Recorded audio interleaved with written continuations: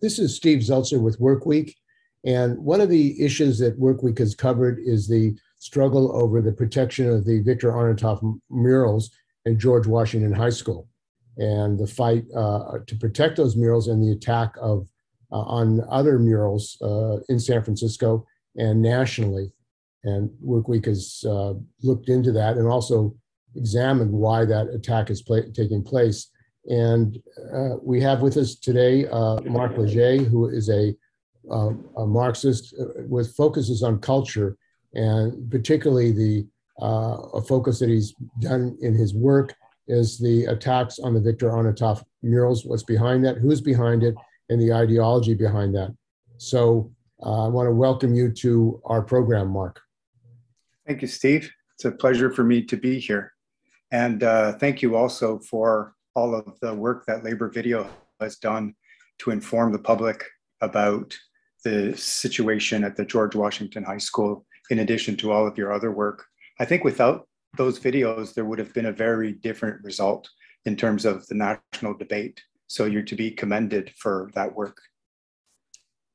Well, I thought documenting that is very important for the working class to see the Certainly.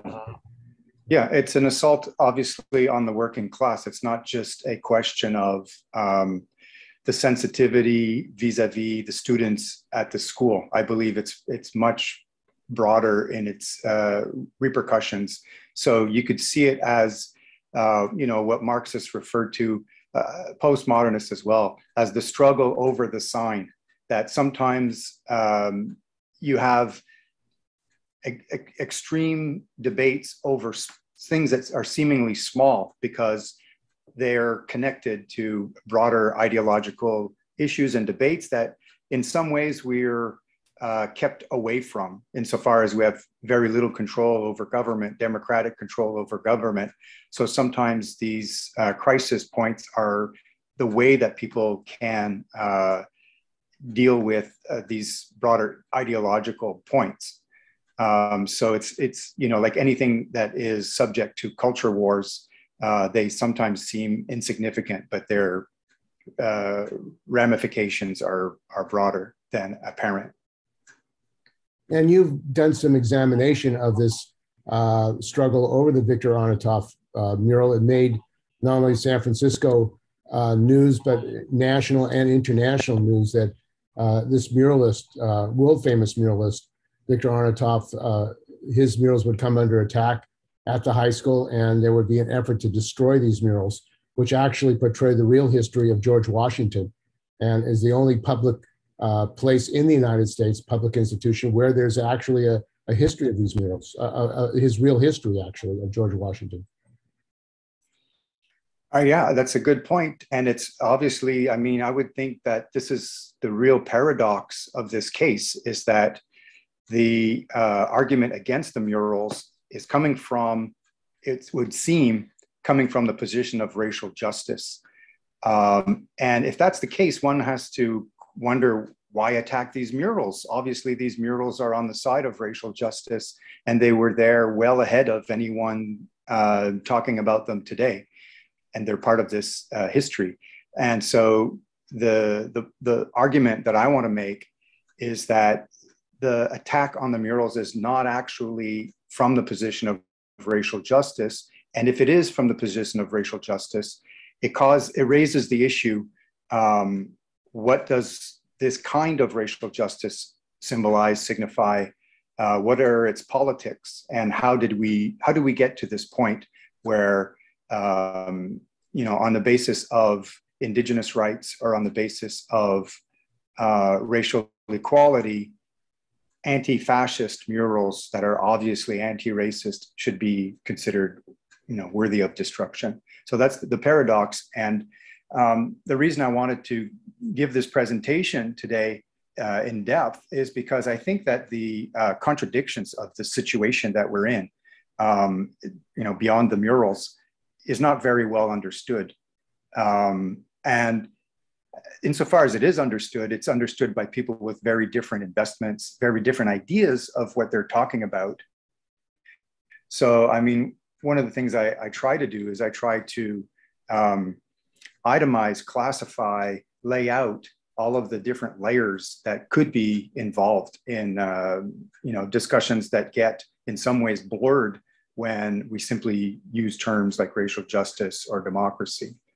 So to, in other words, unpack the many decades of theoretical work that's been done in terms of cultural theory that are implicit, but not necessarily spoken or discussed in discussions around the murals. So I think in some ways, on a pragmatic level, the defenders of the murals did everything they needed to do.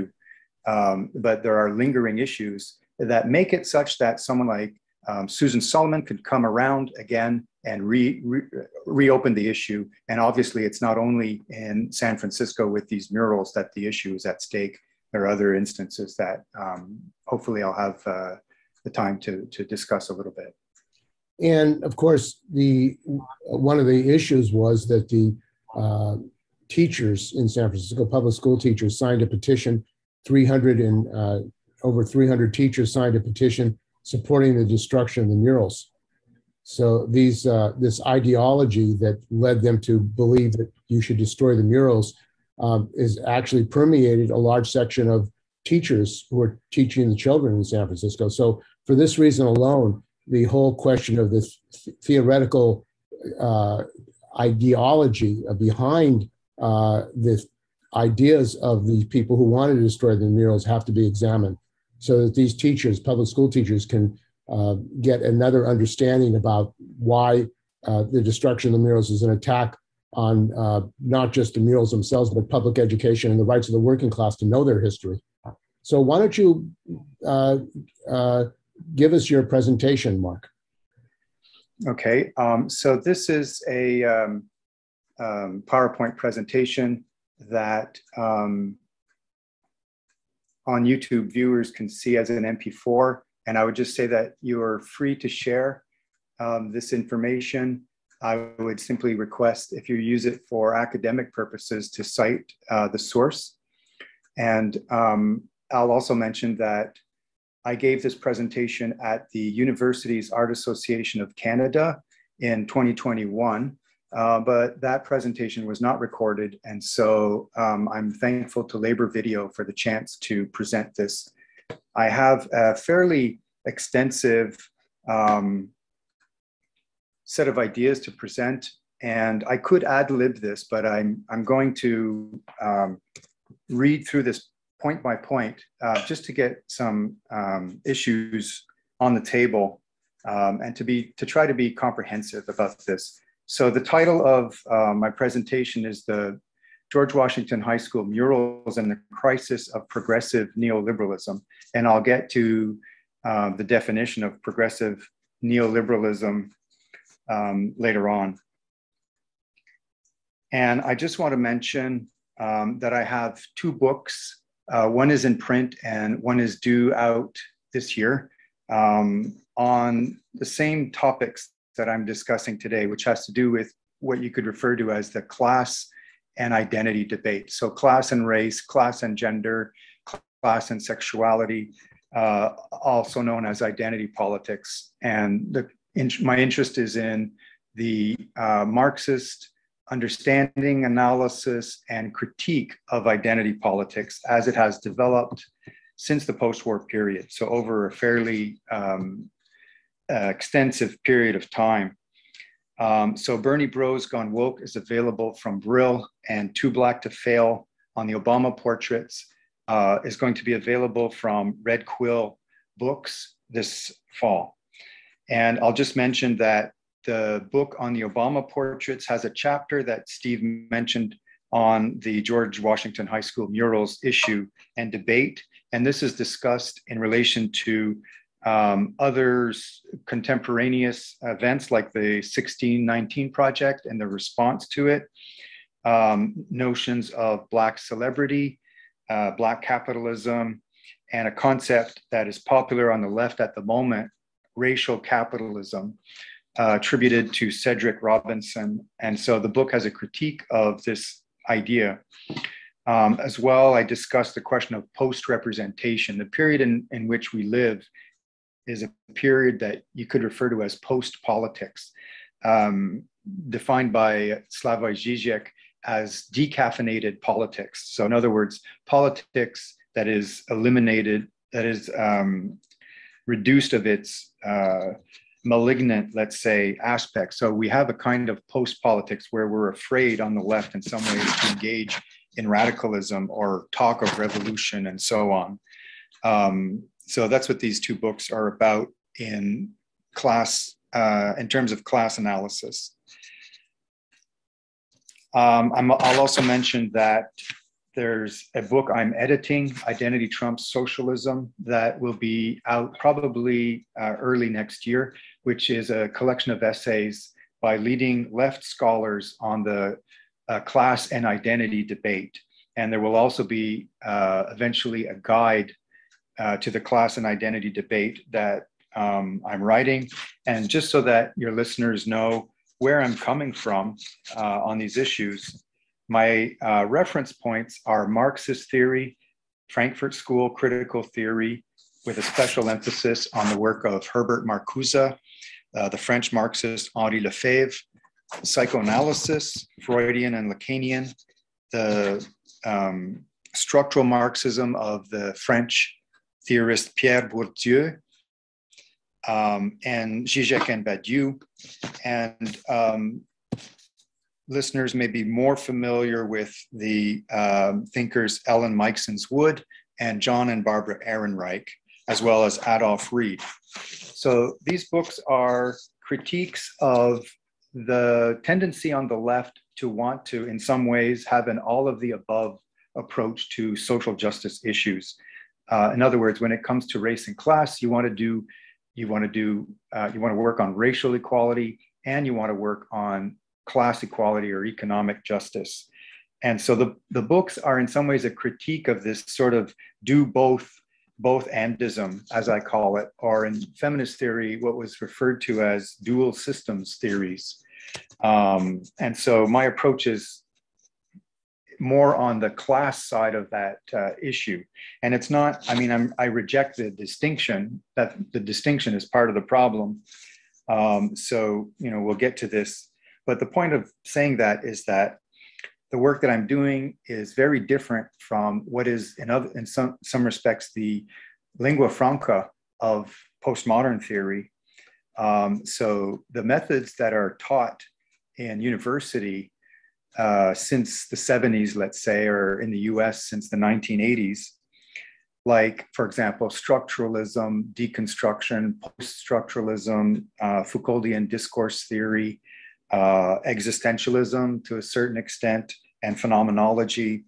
All of these have been critiqued by Marxists over the decades. And so rather than simply assuming that newer methods are in some ways better than older methods, or the opposite, that older methods are simply better, the perspective that I use is at odds with most of these methods, which are quite common on the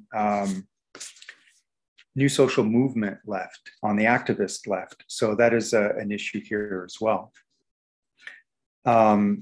The controversy over the George Washington High School murals, I would call a so-called controversy. I don't consider it a legitimate controversy. It's more of a flashpoint for these debates over, let's say, something like a universalist rights approach and a postmodern social justice approach.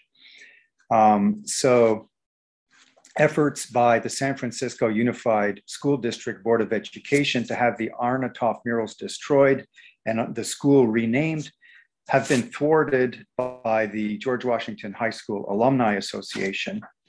Since the school board manufactured a controversy at the school, I would say the Alumni Association had the school placed on the National Park Service's survey of historic American buildings, which would protect the Arnautoff murals and other artworks in the building.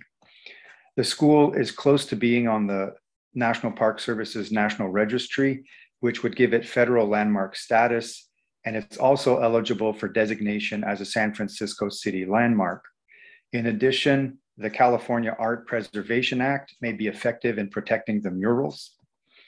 In September 2021, the San Francisco County Superior Court judged that the school board had taken unlawful actions to destroy and or cover the murals.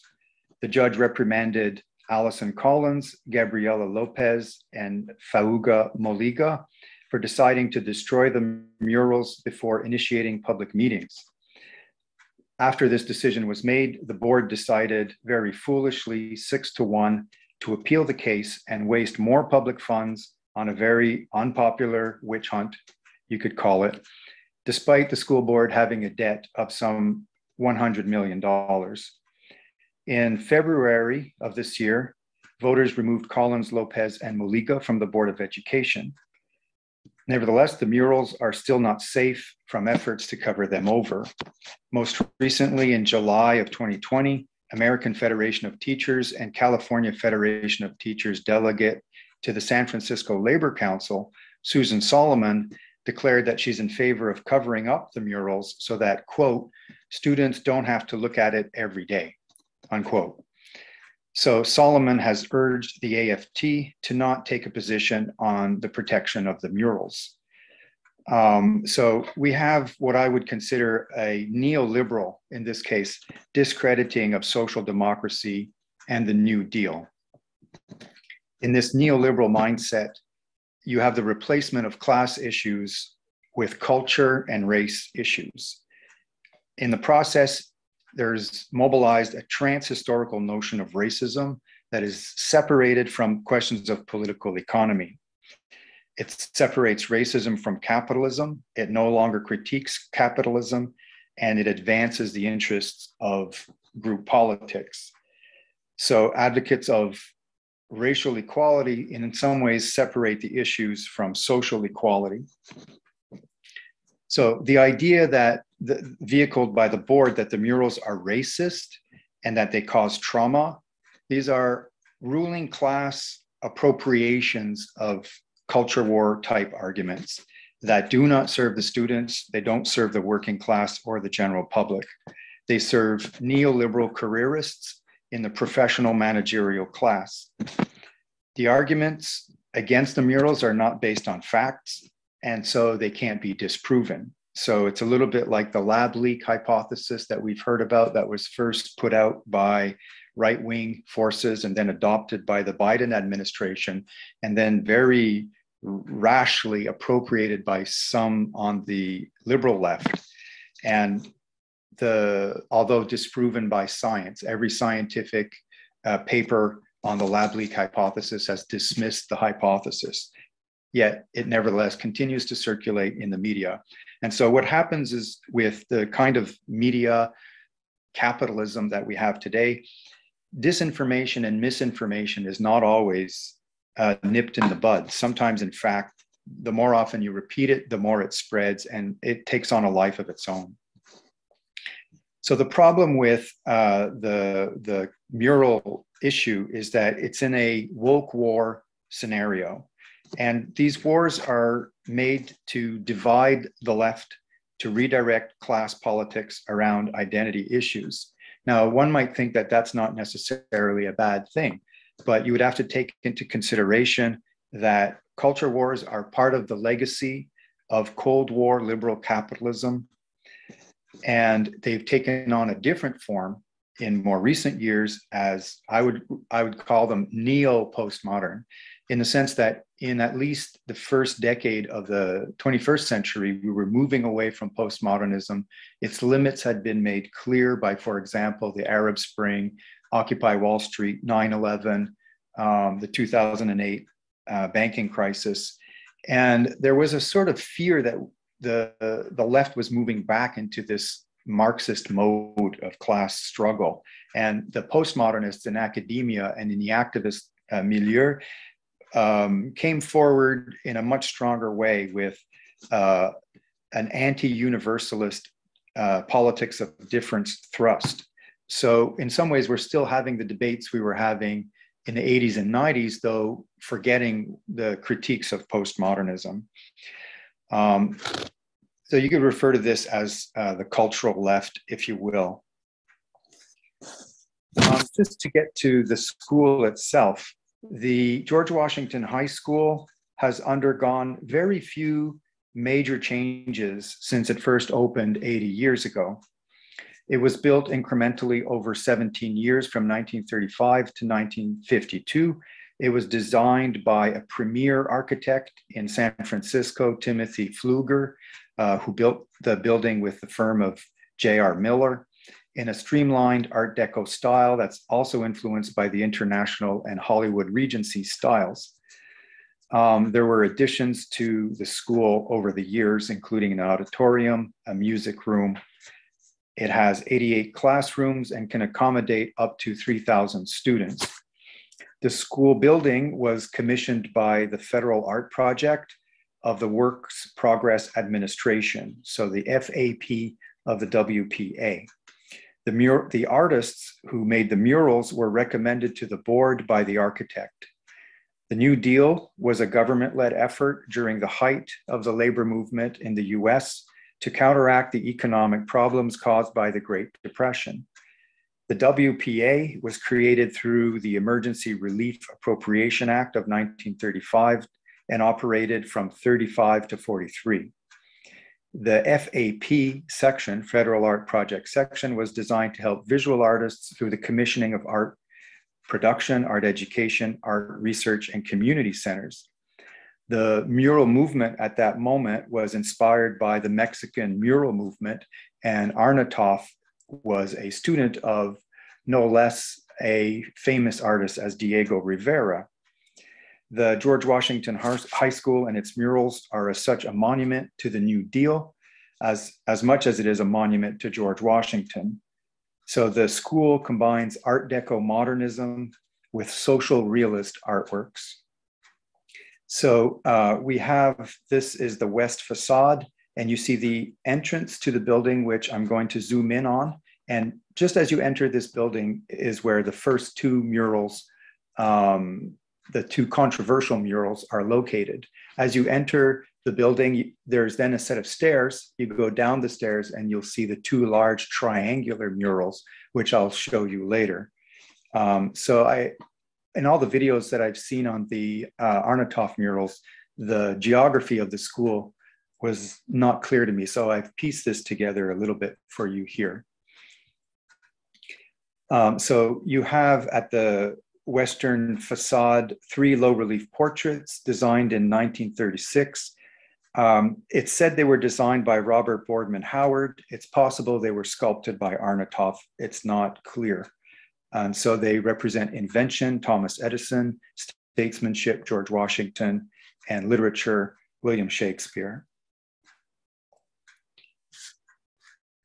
So these are, by any way of looking at it, very successful artworks. There are also outdoor murals. The Tuscan colonnade that you see here on the north facade of the auditorium is made to resemble the 2-story colonnade of Mount Vernon, which is George Washington's estate in Virginia. So those who want to change the name of the school or destroy the murals because they commemorate a slaveholder, George Washington, they would have to demolish the building as well. They may as well demolish the entire building. I'm not encouraging that, of course, but I'm just saying. And you see to the right, you see the exit or entrance to the schoolyard. And so that would be directly across from the other entrance that I showed you a while ago. And so if you were to enter from the entrance you see there, you would see the triangular murals. There's the massive frieze sculpture that's made in the football field is by Sergeant Johnson. It's titled Athletics. It's flanked by the bleachers, and it was made in 1940, installed in 42. It's about 12 feet high and 185 feet in length, depicting different sports.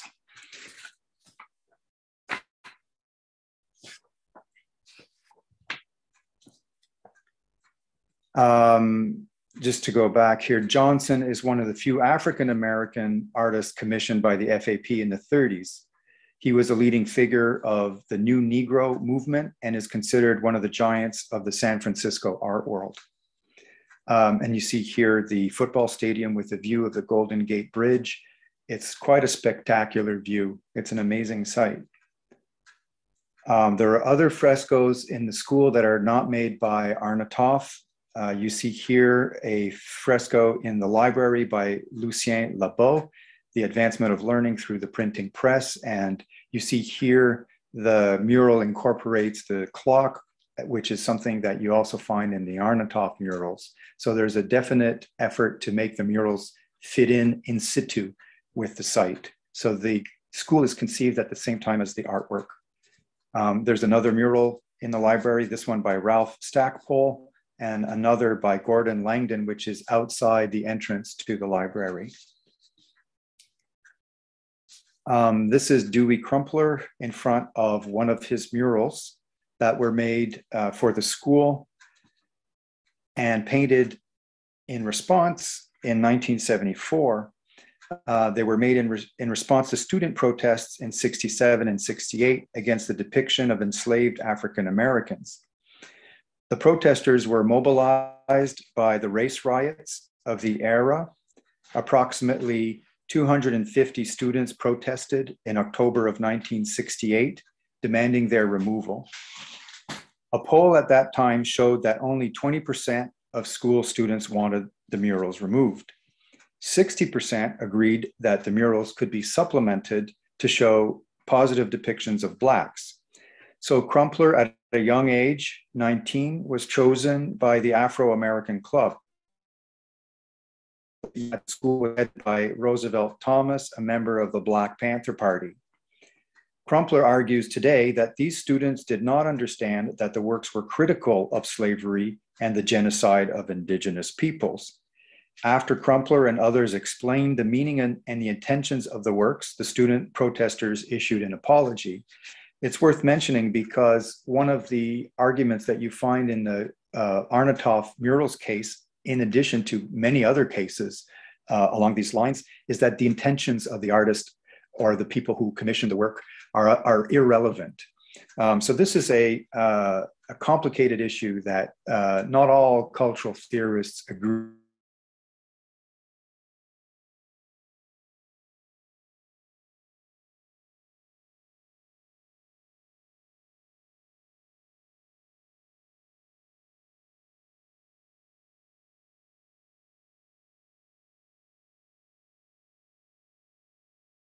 That can barely be proven. So the pieces by Dewey Crumpler are known as multi-ethnic heritage, Black, Asian, Native, Latin American. They're 6 feet by 15 feet, 12 feet by 16, and 6 by 15, painted in acrylic.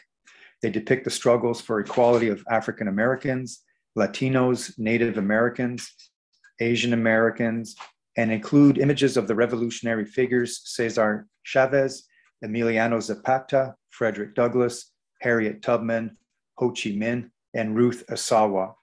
They mix mythical figures with everyday people through a continuous element, a snake that becomes a dragon's tail that becomes a broken chain. Dewey Crumpler argued then, as he does today, that to destroy the Arnautoff murals is to destroy his as well. And I would mention here that people like Susan Solomon are oblivious to the existence of these murals. We could even say, we could even argue that they're racist in the sense that they're seeking to destroy the art and the memory of anti-fascist Popular Front murals. And they are McCarthyist in their anti-labor union, anti-communism. Their stance reflects the AFL's position. It happens on American foreign policy and its support for anti-communism, as well as at the moment, the AFL supporting neo-Nazi forces in Ukraine. And I will mention here that the Arnautoff murals, which we haven't seen yet, were made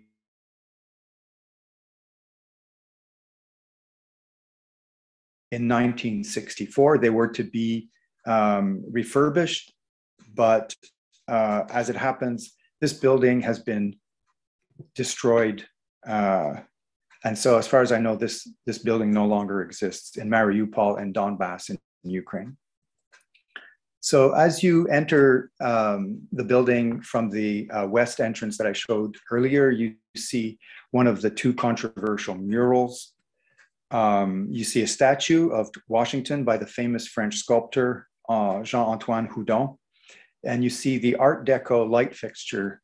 The fixtures in this section of the building are original. These murals were painted by Arnautoff in 1936. There's a set of 13 of these. They're the best known New Deal murals in San Francisco. They consist of 1,600 square feet of work made in the Fresco technique, which is a wet plaster technique. So you have to apply pigment, much like Michelangelo did in the Sistine Chapel. You apply pigment to wet plaster, and you can only paint so many feet per day because the plaster dries quickly.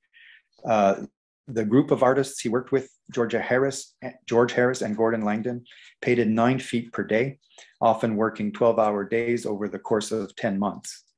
They're the largest fresco in San Francisco assigned to one artist. They were celebrated at the time as a visual history lesson for students and visitors. They're unusual for the period because Arnautoff highlighted the subject of slavery and genocide. Therefore, the work reflects, and I want to underscore this, the universalist politics of the New Deal and Arnautoff's leftism. The New Deal was associated with the Popular Front against fascism, which was the collaboration between capitalist and communist countries to fight fascism from 1934 to 39. It promoted at that time themes of patriotism, and it did so to contrast patriotism in the Popular Front to fascism. And so patriotism understood as egalitarian nationalism. In contrast to this notion of patriotism, fascism, of course, promotes the idea of the master race, the idea that the nation to which you belong is the supreme nation. And so it displaces political economy entirely and replaces it with an organic notion of community. This might seem like not a big deal, but when we think about racialism today and social justice issues, when we talk about indigenous politics, for example, the idea that your politics is based on the notion of race and of organic community has very inconvenient similarities to fascist ideology. And so the solution for a contemporary racialist is to say that you're thinking in a postmodern manner. You're not thinking in terms of the left-right spectrum that is an inheritance from European universalism. So postmodernists will try to dispense with universalism, and you cannot understand the Arnautoff murals without understanding universalism.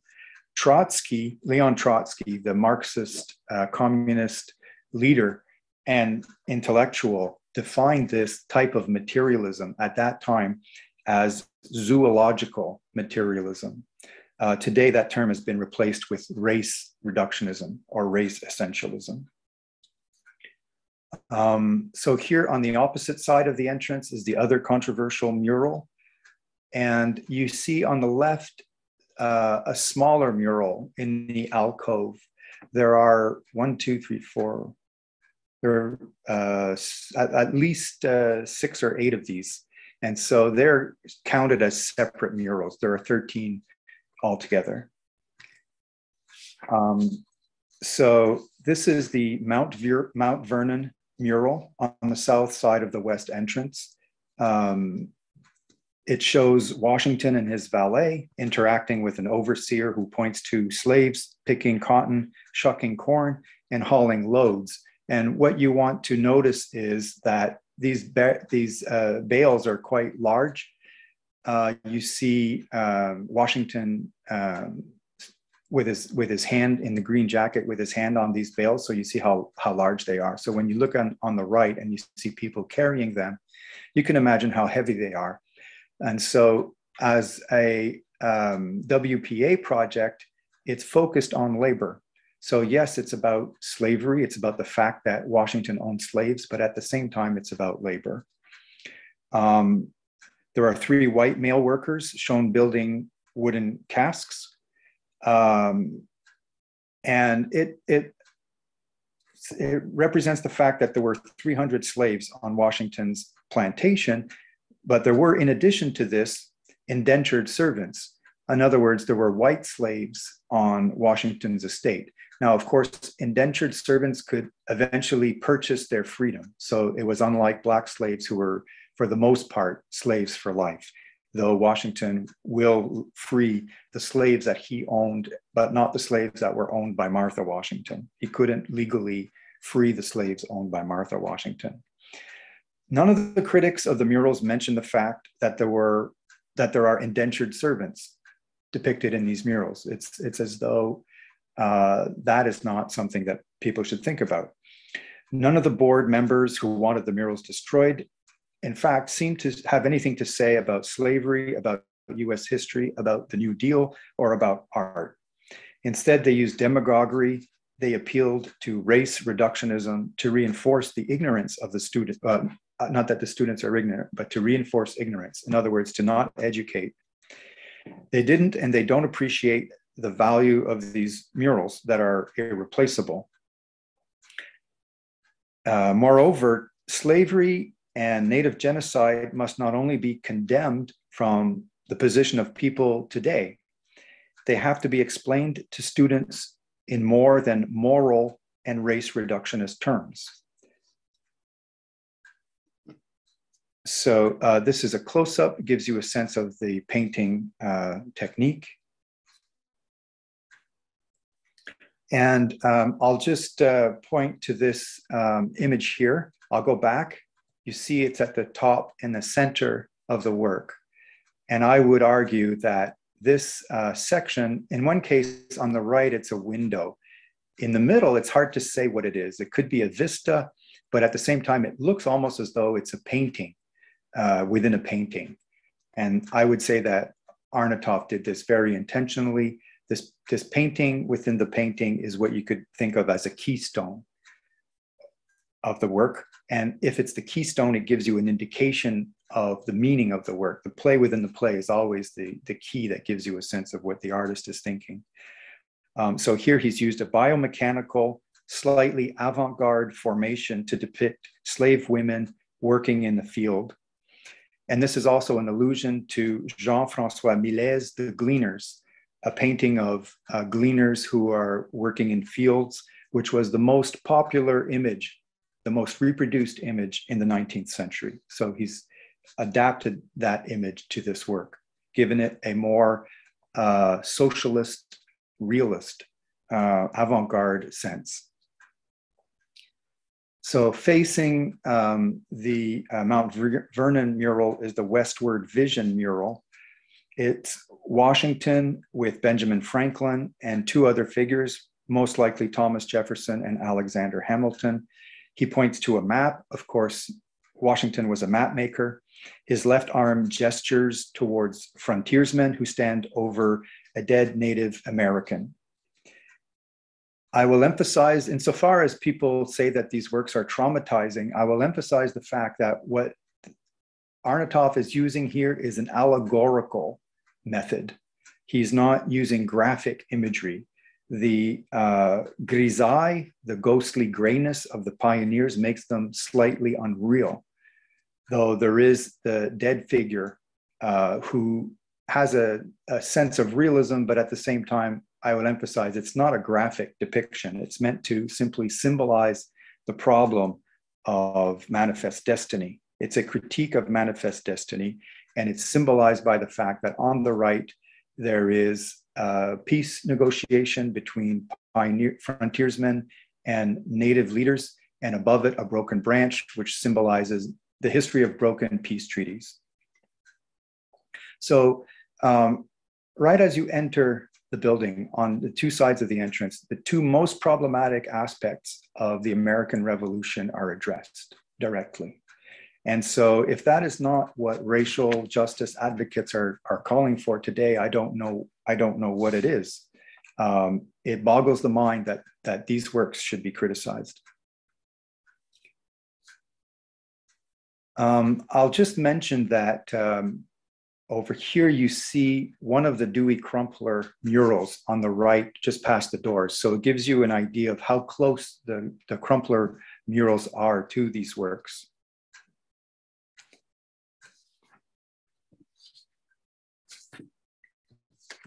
You see here the transition from the, let's say, front entrance murals to the triangular murals that lead down the stairs. And in between them, you have 3 murals in an alcove. And so it gives you a sense of how the separate walls are connected by these different murals. This mural has scenes from the American Revolution. It's a triangular mural that shows scenes from the Boston Tea Party, British soldiers firing on colonials, revolutionaries raising the Liberty Pole.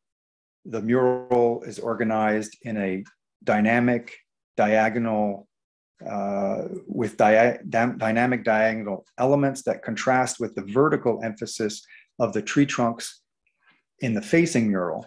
So this work has a dynamic diagonal thrust to it that is emphasized by going up and down the stairs as you go up and down the stairs and look at the murals, and it contrasts with the opposing mural. It shows Washington being chosen as leader of the revolution and commander of the Revolutionary Army. On the opposite side is the early life of Washington. This image shows an open house after the Board of Education decided to not destroy, but to nevertheless cover over the murals. At that moment, the school was visited by many alumni who were worried about the destruction of the art that they had known for years. In this early life of Washington, the mural depicts Washington's work as a surveyor and his first experiences as a soldier. There are African-American slaves shown here as well, working in front of Mount Vernon at the top right. On the bottom right, we see Washington in gray as a surveyor. We see images from the early life of Washington. We see him twice in buckskin with a coonskin hat and working as a scout and a messenger. So we see him right there with the letter as a messenger. And in the smaller scene, he's surrounded by armed soldiers and armed Native Americans. When people talk about the one image of the dead native, they tend to ignore the fact that there are natives in this mural as well, and they're depicted in very exact costume.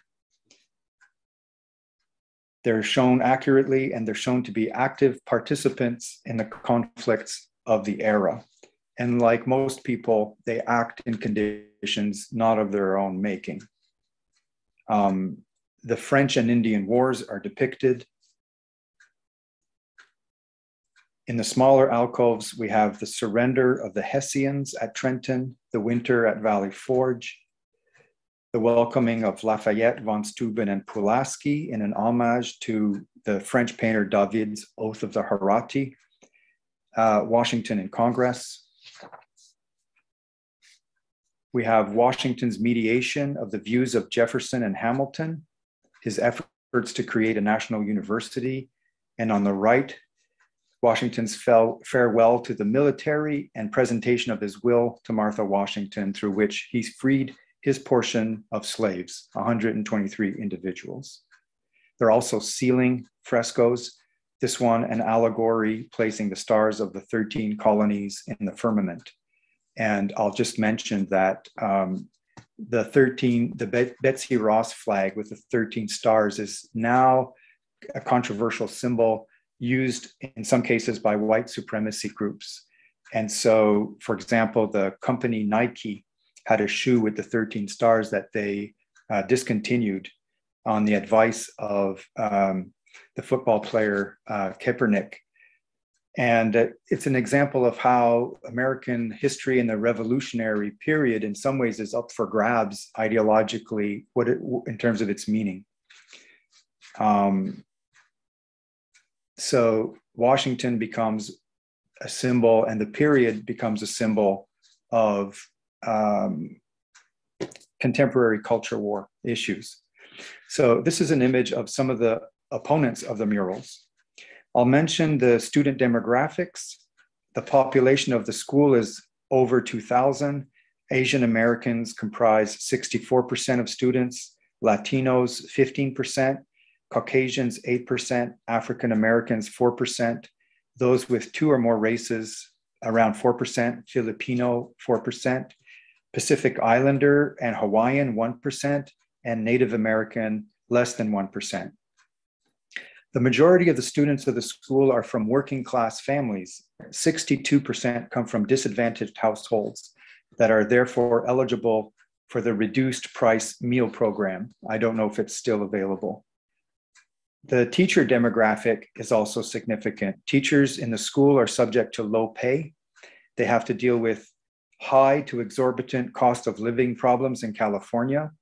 They're subject to attacks against teacher unions by school board trustees and foundations that want to bring in charter schools. The neoliberal technocrats that run the school board view their position as means to make money and connections. They're less concerned with public service and education. A person you see in this photo, a parent, Amy Anderson, filed the first complaint that set off the recent attack, not the one from the 60s, but the one from a few years ago on the murals. Those who are against the murals claim they are racist and cause PTSD among teenage students.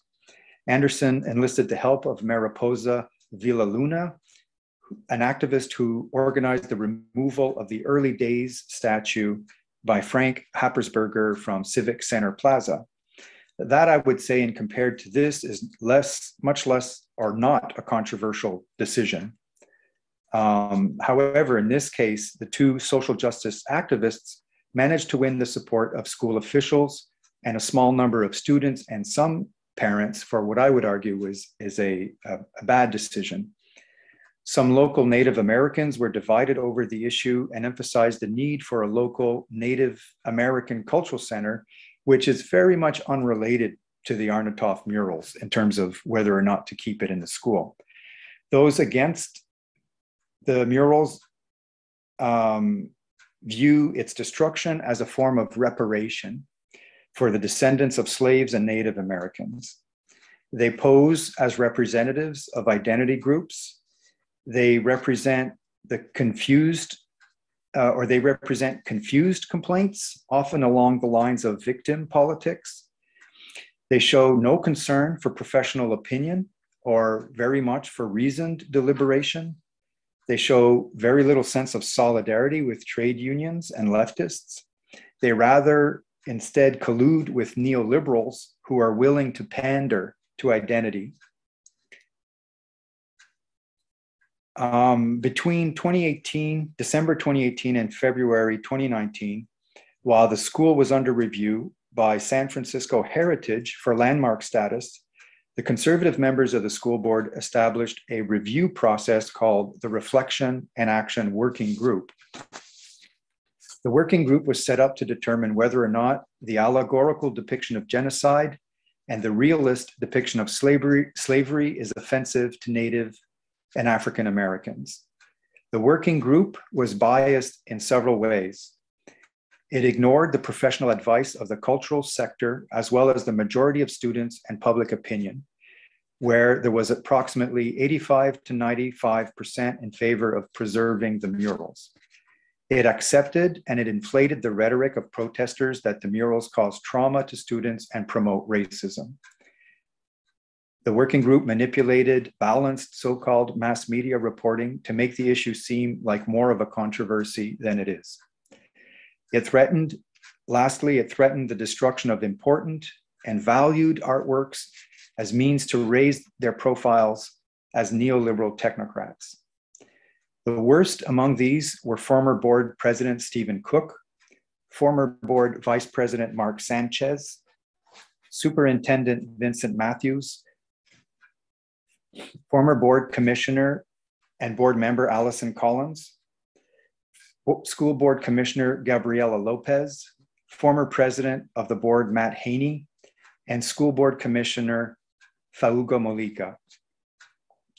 In 2019, the board voted 10-1 with 2 abstaining, and on the hearsay that the murals are racist and contribute to the trauma of BIPOC students, Black, Indigenous, and people of color, to destroy all 13 murals made by Victor Arnautoff. They also decided to spend up to $825,000 for their removal, despite, and as of summer 2020, a ballooning deficit. So on the opposite side, you have the defenders of the murals. Among the defenders of the murals are the majority of teachers and students in the school, as well as the school alumni, local artists, members of local labor organizations, and representatives of various community groups. In addition, the defenders include several federal, state, and local organizations. In particular, the George Washington High School Alumni Association and Labor Video Project did much to raise awareness about the danger of destroying these murals. On the federal level, the murals were defended by the College Art Association.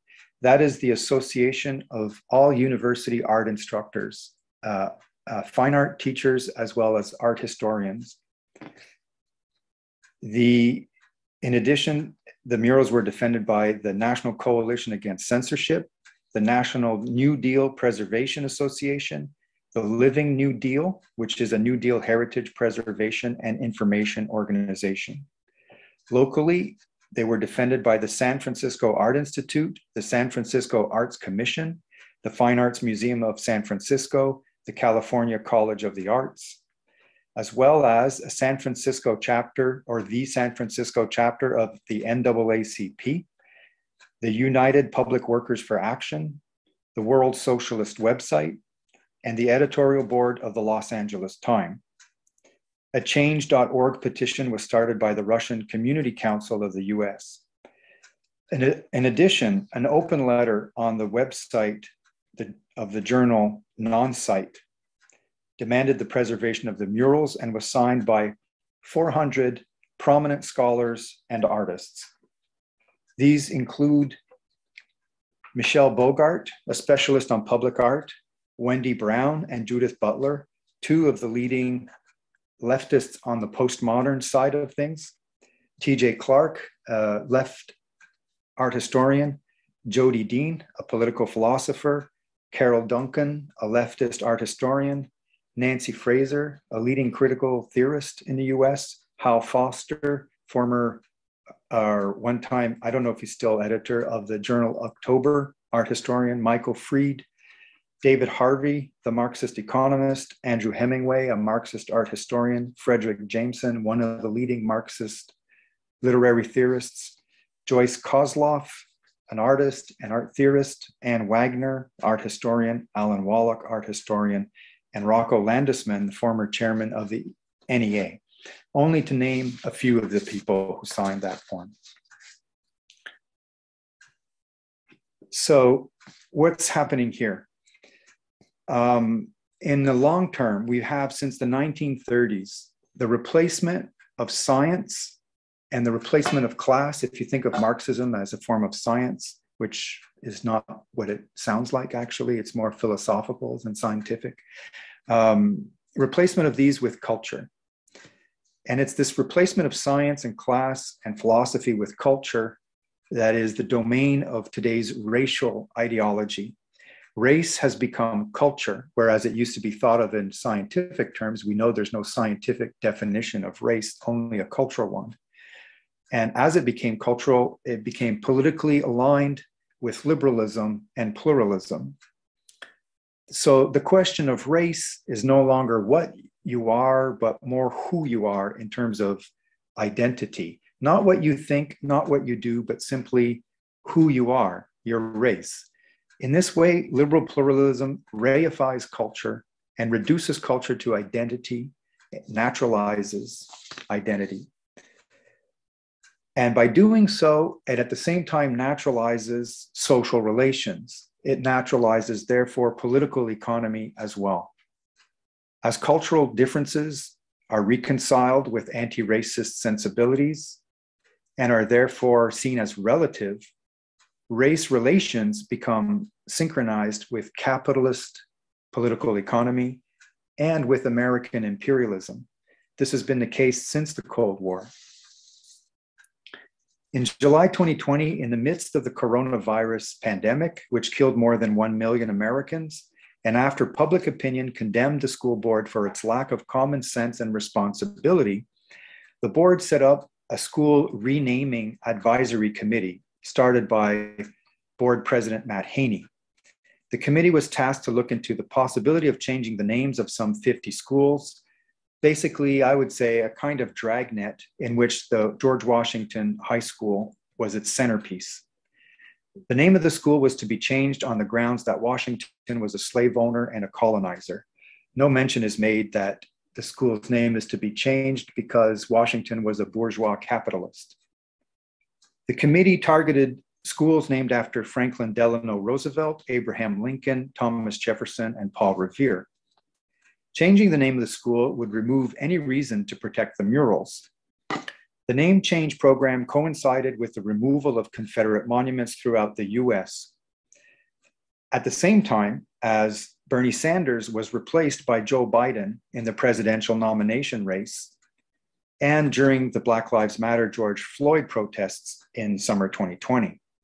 You could refer to this as the perfect storm for various forms of disaster capitalism, as well as potential for unity on the left.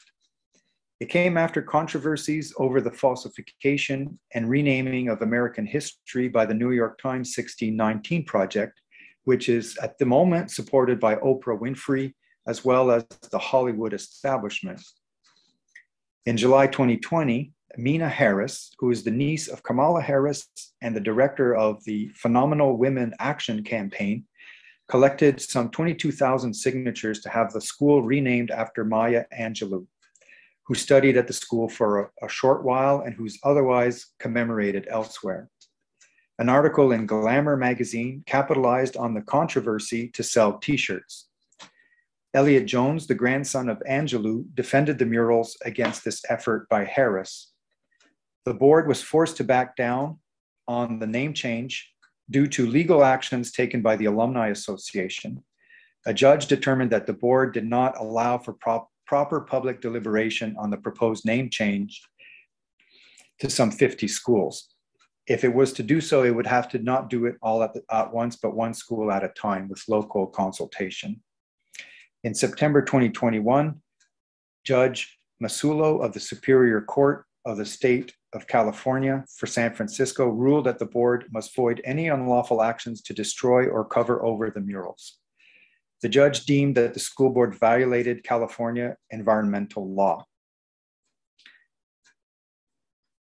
The board since then voted, as I mentioned, 6-1 to spend more money to appeal that decision. Among mural defenders, there are some celebrities and politicians. One was the actor Danny Glover. Others were the former San Francisco mayor, Willie Brown, who bemoaned the tactics used by the mural's critics, comparing them to Trump supporters. The French newspaper Le Monde Diplomatique compared the board to the Taliban. Former mayor and California Senator Dianne Feinstein also rejected the board's decision.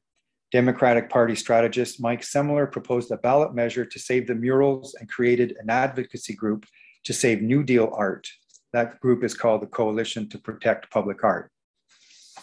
So among other defenders of the mural was Alice Walker, the noted writer who defended the murals and indirectly criticized Stephen Cook, who had quoted her at the start of one of his meetings. So I want to commend Labor Video for interviewing Alice Walker at that timely moment. She criticized the censorship of the work, but she also mentioned something that's interesting is she also criticized Washington. And she mentioned the fact that Washington had gone to great lengths to retrieve an escaped slave.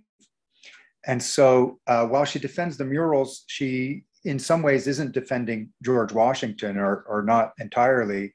So that issue is kind of interesting because it raises the important question, why have these murals at all in the way that they were painted by Arnautoff?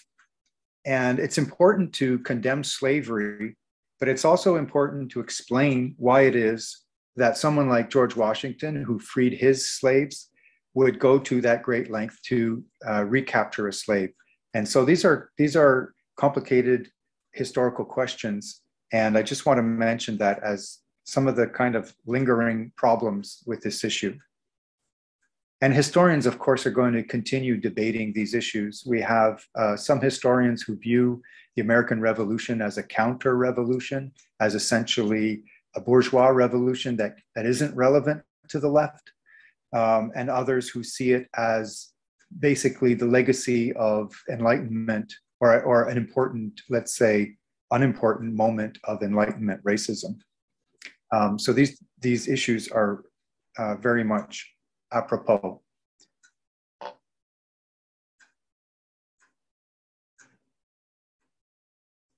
Okay, other mural defenders included many Native Americans, Native American chiefs, elders, and one member of the American Indian movement, as well as many African American artists defended the murals, including among the Native Americans, John Learned of the American Indian Center of the Great Plains, as well as Choctaw elder Tamaka Bailey, who you see here, who delivered a letter of protest to the superintendent's office at the San Francisco Unified District Administration building in February 2020. And so I want to shift to some of the material that is in a chapter in Too Black to Fail called Racialism and Its Discontents. When we talk about racial justice, very often we're talking about very different political tendencies among advocates of racial justice. And the term that I use, it's not a term used by everyone, but it can be used to refer to people whose politics are race first. And so racialism is a term that encompasses different tendencies. If we think about, I won't get into too much detail here, but if we think about contemporary debates, we have race activists, very often people in NGOs like Black Lives Matter, for example, who will appeal to the legacy of Black radicalism, Black nationalism, Black power, and that of course includes leftist internationalism and anti-colonial movements. However, in terms of contemporary activism, the extent to which these groups are also postmodernist confuses these reference points. There are also post-race or post-Blackness type activists. Barack Obama is famously post-race, and these people tend to break with the history of Black radicalism, Black nationalism, and they rather feel that the struggles of racial justice have mostly been won, that there's not much left that can be won on that level. And so they move into a more status quo type politics. And so I would distinguish a little bit the post-race group from race managers. Race managers appeal to all of the above, essentially. And like the post-race advocates, they're more or less status quo. They more or less go along with contemporary politics, neoliberalism, what have you. They're universalist in the sense that they are liberal capitalist universalist. And so you can distinguish them to some extent from post-race and from race activists. Intellectuals, in the chapter I referred to the work of Adolph Reed, Walter Ben Michaels, Cornel West, among others, as progressive universalists or emancipatory universalists, in the sense that they acknowledge Enlightenment, they acknowledge the concept of universalism as well as particularism, but they don't understand it in this liberal capitalist status quo sense. And race brokers are people who tend to be on the left, who want a kind of race and class analysis. They want both. They tend to acknowledge the left. They tend to come from the left or identify as left. However, they also have very postmodern tendencies. They're often embedded in discourse theory or other forms of postmodern theory. And in that sense, they're either pseudo-universalist or anti-universalist. So race brokers are kind of a confusing category. I'm going to mention Robin Kelly in a moment. Adolf Reed uses the word race brokers to refer to what I call race managers, people like, for example, Ta-Nehisi Coates or Michael Eric Dyson. But I make a distinction between race brokers like, for example, Nikhil Pal Singh or Asad Haider. These are very well-known figures in academia who work with what you could refer to as discursive historicism. And so their relationship to Enlightenment and to universalism, and therefore to Marxism, is confusing to say the least. Lastly, cultural Marxism. I raised the term. It's a term that was invented by the alt-right to dismiss people who are identified as social justice warriors, that they identify as social justice warriors, or postmodern Marxists. So you have the work of James Lindsay, for example, who criticizes cultural Marxism. And what they do is they read postmodernism backwards through to Frankfurt School and what came in between French theory. And then they read Frankfurt School back to Marxism and then back to Hegel. And the goal of the concept of cultural Marxism is to criticize and attack anything left of conservative by associating it with Marxism. So that's as far as the alt-right is concerned. However, and I have been criticized by comrades for this, there is such a thing as cultural Marxism on the left. And you could explain it or define it as Marxism that focuses on culture, Marxism that focuses on ideological superstructures as a field or as a way of changing the political economy. So you can use art, for example, to influence people to change the relations of capitalist production. You can use law, you can use religion, you can use philosophy to influence and to contribute to the Marxist movement or to the left. And so you could refer to this group of people as cultural Marxists. And so the point I want to make is that although the alt-right has an investment in disinforming people, they in some ways are talking about real legitimate concerns, or not concerns, but phenomena in academia as far as theory is concerned. So I just wanted to mention that before getting to this article in The Nation magazine, which included an article by Robin D.G. Kelly. And I want to mention this just to raise the point of the role of the media in the Arnautoff mural controversy, where to some extent the media exploited the debate, as it often does. You know, we know how they gave basically Trump the presidency by giving him wall-to-wall coverage. They couldn't get enough of Trump because he was buttering their bread. So the media often exploits an issue by presenting both sides as worth the same kind of consideration. I would say that in this case, they inflated the side of the mural's critics. They did that in part by repeating the claim that the murals are racist. They repeated the claim that the murals cause PTSD.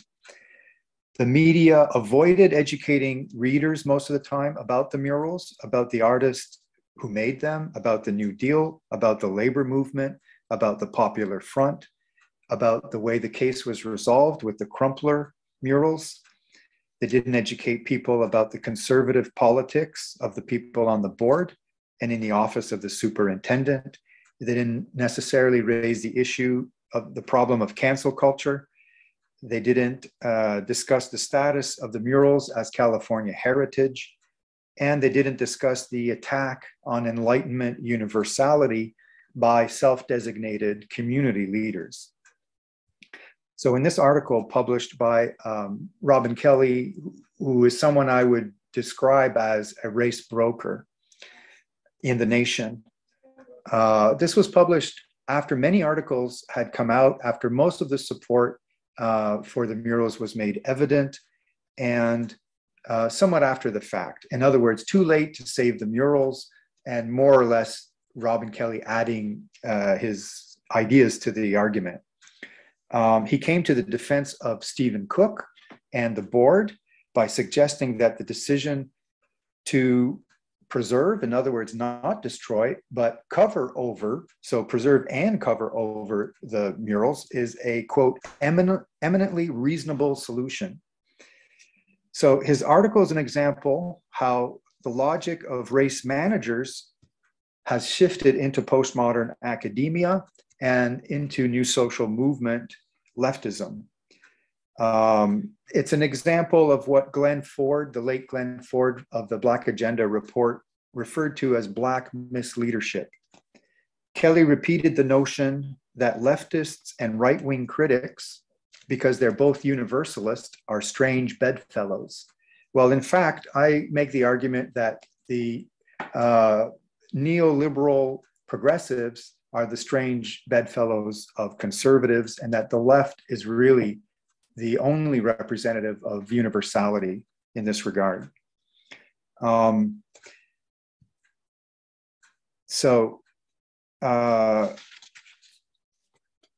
This issue also affected the case of the Sam Curson murals at the Vermont Law School.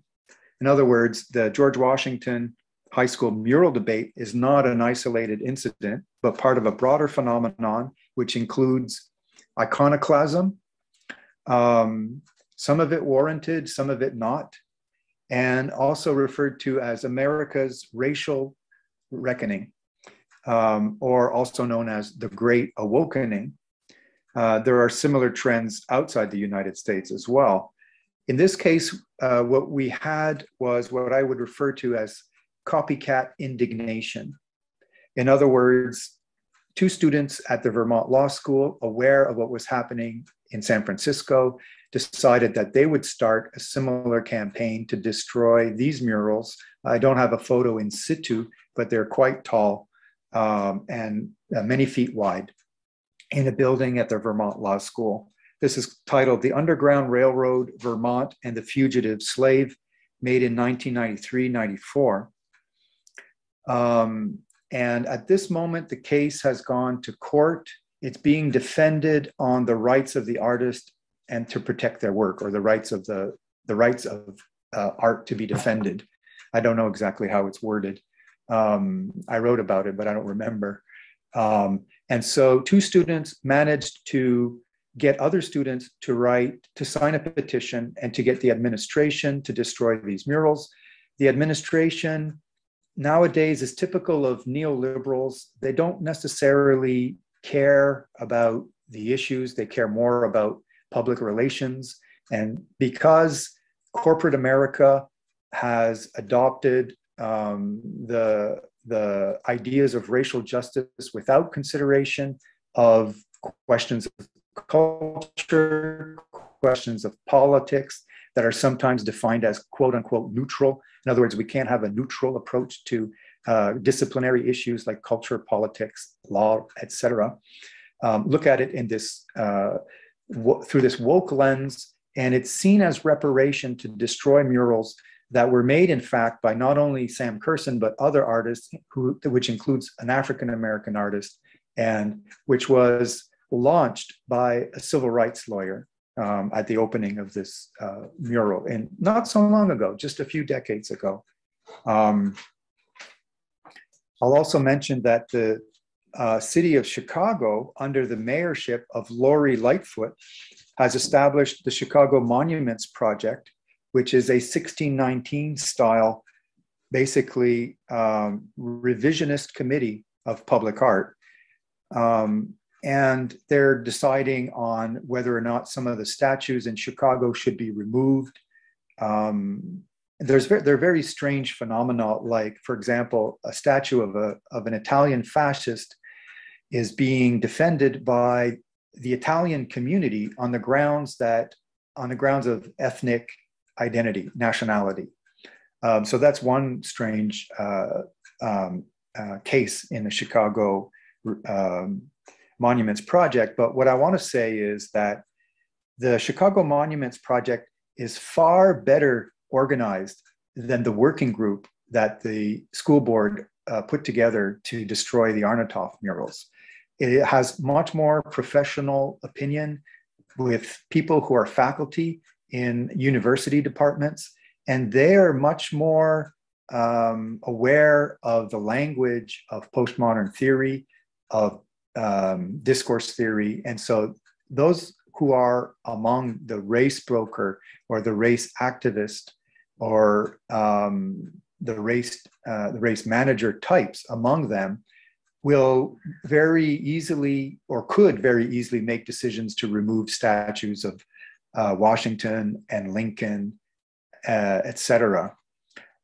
So I sense that, you know, these issues are not resolved. These issues could, in fact, spread in a way that would be detrimental to the left. There's a poster here for a lecture given by Nicole Hannah-Jones that was sponsored by Shell Oil. Nicole Hannah-Jones is, of course, the key writer of the 1619 Project and organizer of the 1619 Project. She was awarded a MacArthur Fellowship and won a Pulitzer Prize for the 1619 Project, and was awarded a chair in race and journalism alongside Ta-Nehisi Coates at Howard University. And so this is a position that comes with a $20 million endowment for writing a project that was basically criticized by all leading historians, for giving people the idea that the American Revolution was not fought for independence and against British rule and against aristocracy. It's not a key moment in the bourgeois revolutions and Enlightenment against superstition and monarchy. Rather, it was fought to save slavery. That was one of the arguments put forward by the 1619 Project, though they did retract some of the wording in the introduction to it, consequently. In November 2021, the city of New York voted to remove from City Hall a statue of Thomas Jefferson, because Jefferson, the author of the Declaration of Independence, owned 600 slaves. The statue has been moved to the New York Historical Society. So the question is or how is woke activism at present being sponsored by neoliberal capitalism? Committees are becoming better prepared to advance capitalist anti-racism efforts. There's no lack of postmodern diversity workers in academia. However, in the same academia, there is an enormous lack of macro-political leftism. The post-left is now brazenly attacking every vestige of enlightenment, and this would include the concept of universality. It would include idealism. Marxists, of course, are materialists. They're not idealists, but there's no Marxist materialism without idealism. In other words, there's no Marxism without dialectics. You can't have materialism without idealism. So when people cite the 11th thesis on Feuerbach, philosophers have only interpreted the world, the point is to change it. I always complain that people who quote the 11th thesis forget the first 10. You can't understand the 11th thesis without reading the first 10 theses. And they clearly understand Marxism in dialectical terms. So these are, questions that Marxist philosophers are aware of. But when it comes to activism and to pragmatically enlisting people to support leftist causes these things get left for the university. So the other concepts that are under attack or considered even obsolete: dialectics, totality, the notion of humanity. Racialists today have no need for the notion of humanity, that we're all part of the same whatever it is. The notion of man is associated with Christianity. And along with that, the notion of human rights is to be dispensed with. It's at least meant to be, or it's at least to be discursively deconstructed and made inoperative. And this is being done by some of the finest minds in academia today. I'll mention only three: Walter Mignolo, Sarah Ahmed, and Aria Azoulay. These are people who are very popular on the academic left, and the work that they do is deserving of criticism, I would say, deserving of questioning vis-a-vis Marxism, certainly, and vis-a-vis those constructs they want to dispense with, and I would argue have nothing to replace it with. They have nothing to replace it with except intellectual methodology.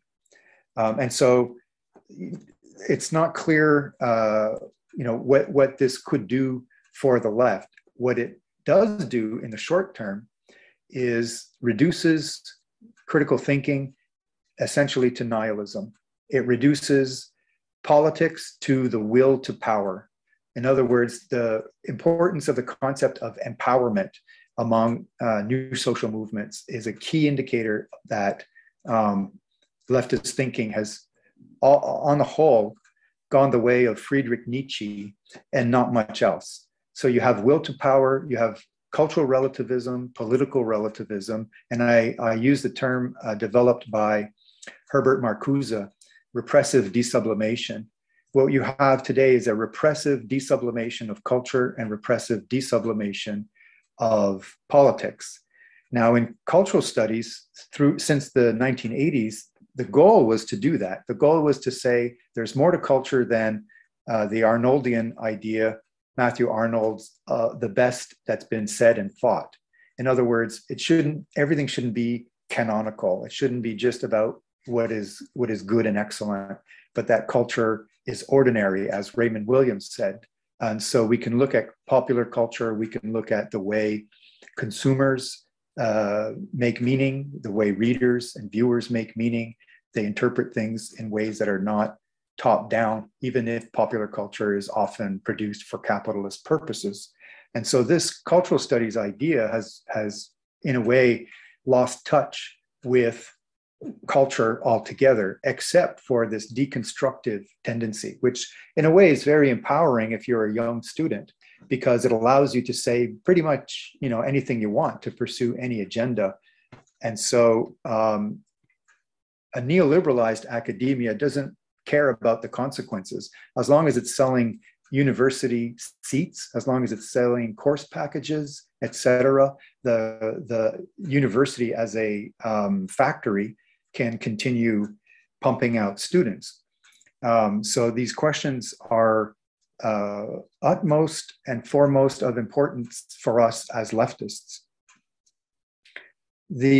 Basically, the United States public has not yet debated the merits of saving or destroying the Arnautoff murals and similar works of public art, because the broad US public, most of it working class, does not have access to the economic and the professional interests of academia. They're unlike the third sector NGO activists and the activist creative class in general. These issues I address in a book I wrote. It was published around 2012. And this is a book in contemporary art, in activist art practices, and socially engaged art as it's known. And I use a graph that was developed by Peter Burger, a theorist of the avant-garde. When he wrote his book, he didn't have the last category that you see here.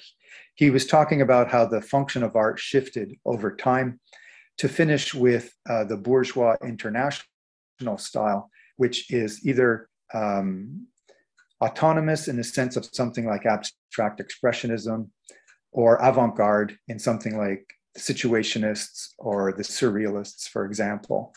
And it's obvious that that era has been superseded. And so I made use of the sociologist, Marxist sociologist Pierre Bourdieu, in his book Distinction. He looks at the different dispositions that different class groups have towards culture.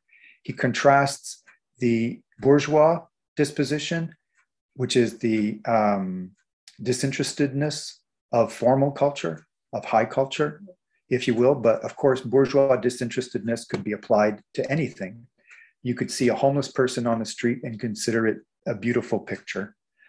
The petty bourgeois habitus is slightly different. The petty bourgeoisie, it's less the case today. And my argument is that whereas the petty bourgeoisie was not dominant in the 60s and 70s when Bourdieu was doing his research, it has now become the dominant habitus. And this has been proven statistically as well through statistical analysis and research. So what Bourdieu proved statistically at that time was the dominance of the formal gaze in French culture in the 70s. Now we can say that on a global level, the petty bourgeois habitus is the more dominant one. The petty bourgeoisie, in a way, aspires to the bourgeois class status and its intellectual armature. But the petty bourgeoisie, in a way, is in more of a hurry. It doesn't have the time, it doesn't have the background, it doesn't have the education in a way to have a kind of formal attention to culture. And so it wants something faster, a bit more of a fast food solution to culture. And it tends to focus on lifestyle rather than culture per se. So culture gets distended into lifestyle, into everyday practices. And some of what the petty bourgeoisie is all about is conversion strategies. So you have to change your life. You have to try new things. You have to have fun. I often give the example of nudist beaches in the 60s or 50s, countercultural kinds of lifestyle changes.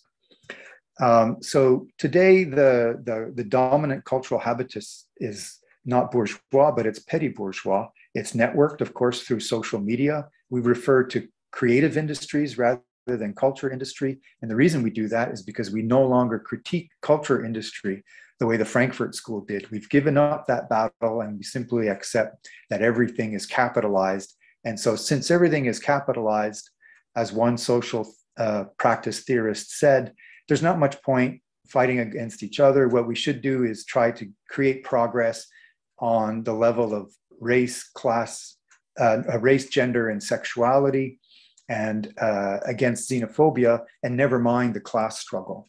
So the market value of work, of artwork, becomes embedded in activist practices.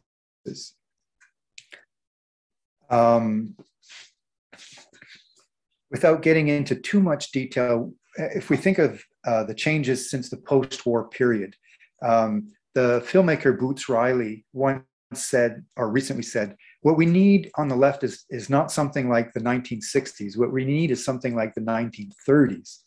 So that would be the first group that you see here, proletarian internationalism. The Black Panther Party is sort of a hinge because it was obviously invested in proletarian internationalism, but it also in some ways went the way of contemporary social justice activism, at least beyond the decline of the original movement. So you have third and fourth international type groups, you have anti-colonial movements and third world communism. You have also universalist approaches like psychoanalysis and Frankfurt School. In the post-war period, the counterculture and the youth culture of the 1950s didn't want to repeat the mistakes of the past. They wanted to get away from anything associated with World War II, fascism, obviously, but also they wanted to get away from Stalinism. So they described themselves as neither Washington nor Moscow. They didn't want to take power. They wanted to change life change society by changing life. So the approach was much more sort of personal. It was more local. It was more provincial, you could say, than it was internationalist. Of course, there's all kinds of tendencies, and there are all kinds of Marxist movements in the US in the 50s and 60s. But just to highlight a shift, the shift is towards a kind of civil rights liberalism that you could refer to as petty bourgeois, in the sense that it's very focused on issues that are not universalist, that are particularist and associated with group rights and group politics. So you could refer to this as New Left. You could refer to it as left populism as it's being articulated today, more recently. So new social movements, student activism, ecology, etc. Since the 1980s, with the success of postmodernism in academia, and I'm not a fan of James Lindsay's conservative politics, but in his book with Helen Pluckrose, they make a good point. And that is that in some ways, the theories that were developed by postmodern theorists that were not supposed to be applied knowledge, they were supposed to be more philosophical, anti-foundational, and deconstructive, have now been applied in various new social movement practices or activist and protest practices. So you have a kind of applied postmodernism, which in some ways is a contradiction. And so what we're dealing with today are the legacy of structuralism and cybernetics, which are Cold War keystones, postmodernism and post-structuralism.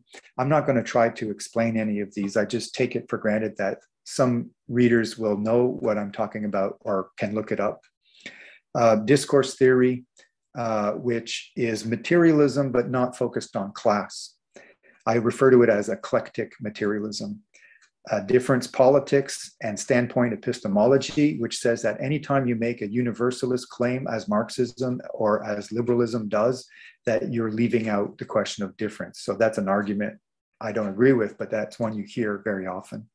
Radical democracy, intersectionality, decoloniality, and privilege theory, and then also approaches that are a bit more systems oriented, new materialism, network theory, and post-humanism.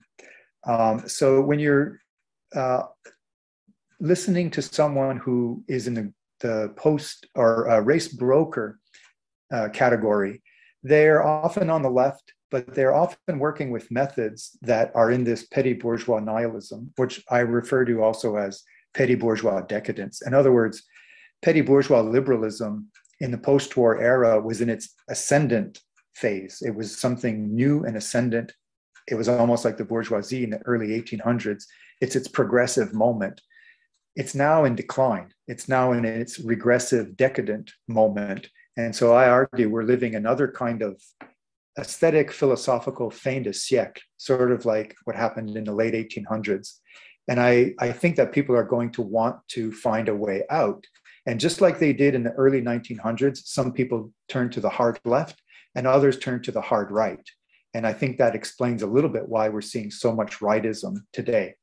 Not that the rightists today are not also or petty bourgeois nihilists. They are as well, but with a far right character. In simpler terms, Nancy Fraser, someone in the tradition of critical theory who teaches in New York, has made this distinction a little bit simpler with the terms progressive neoliberalism, which would refer to the politics of the Clintons, for example, Obama or Justin Trudeau.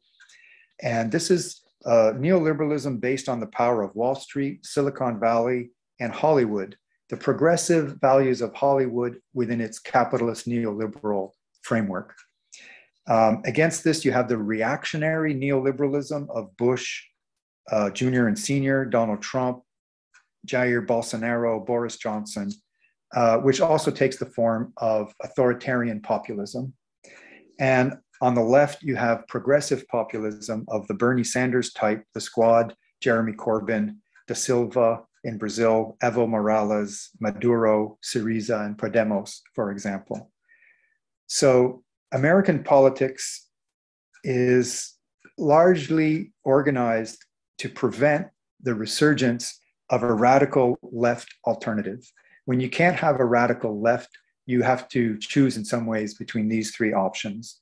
Neoliberalism attacks public history, and it also attacks, at the moment, its own history of bourgeois emancipation.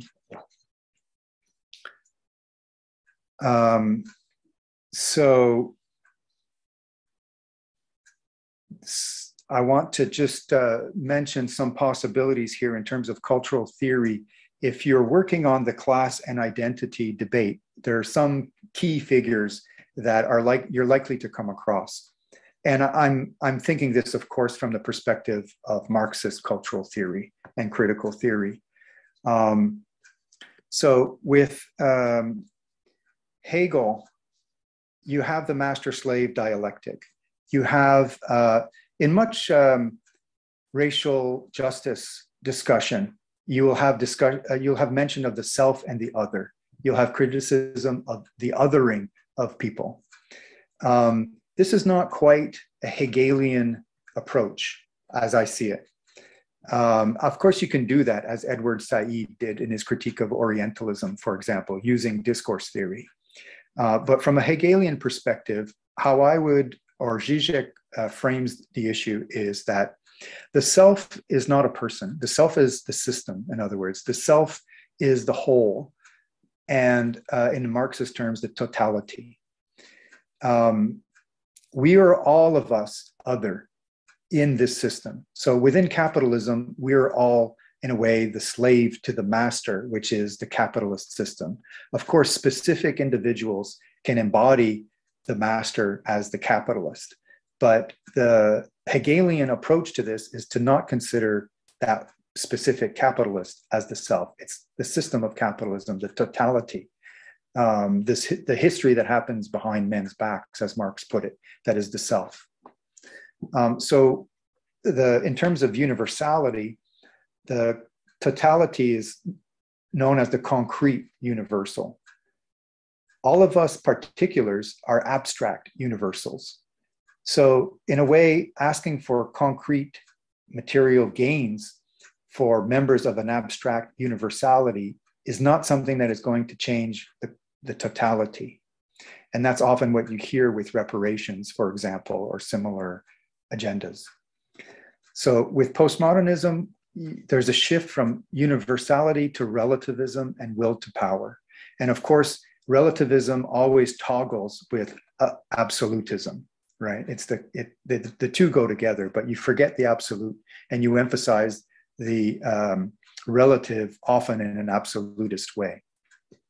One interesting formula for this formulation is by a French philosopher, Jacques Rancière, who distinguishes three kinds of politics: archi, para, meta, and ultra. In archi politics, you have basically politics organized around an organic notion of ethnicity. So ethno-nationalism. First Nations would come under archi politics. Parapolitics is what you tend to have with decaffeinated post-politics. It's you avoid politics and you let law, you let institutions regulate the conflicts between people. In other words, the real political issues are avoided. In metapolitics, this is the closest thing to Marxism. You have basically an operating system, capitalism, which is more or less controlling the nature of politics. And lastly, ultrapolitics, which is the closest thing to fascist politics, where you reduce all politics to an us and them distinction, where politics is no longer possible. You've moved away from politics because you're saying politics is no longer possible.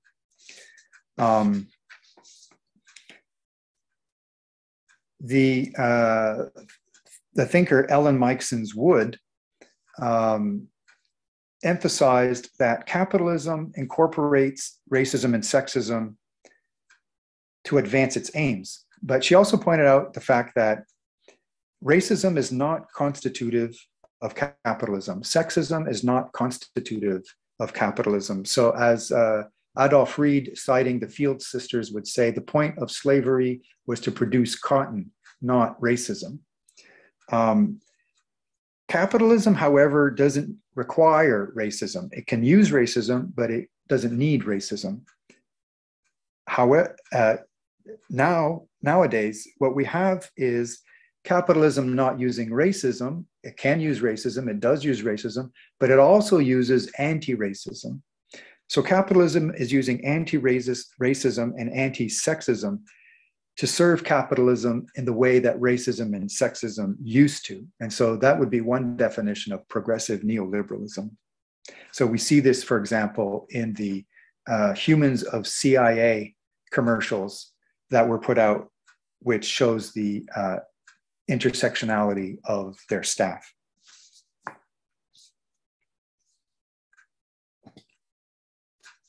With Badiou, the French philosopher, he argues against difference. He refers difference to using set theory, basically what he describes as capitalist materialism. He distinguishes that from historical materialism, where politics, if politics has validity, it should have validity for everyone. Similarly, if culture has validity, it should be valid for everyone. It should be universal. In other words, for Badiou, fascism is based on absolute difference, whereas the left, the communist project is based on universality, which cannot be reduced to particularity and difference.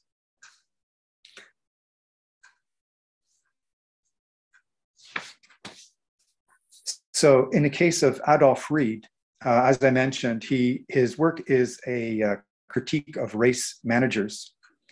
And he talks often about the professional managerial class in these terms, using the concept of Barbara and John Ehrenreich. The professional managerial middle class serves mostly moneyed elites.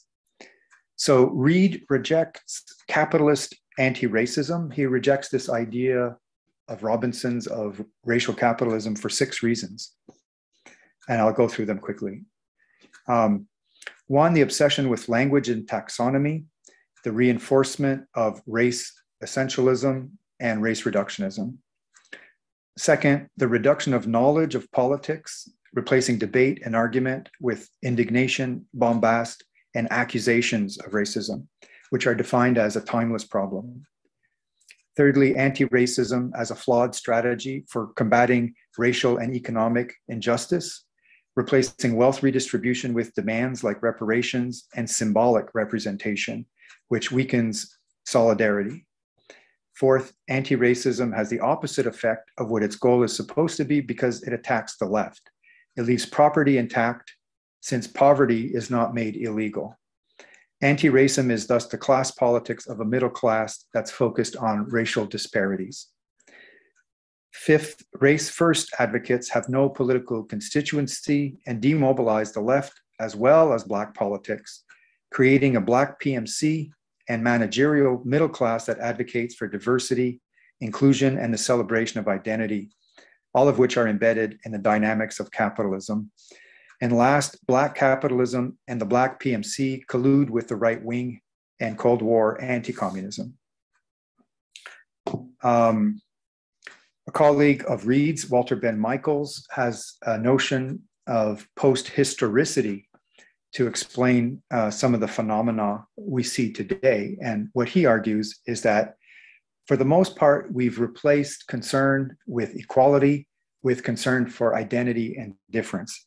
In other words, we've replaced knowledge and whatever people's beliefs and commitments are with questions of ontology or being.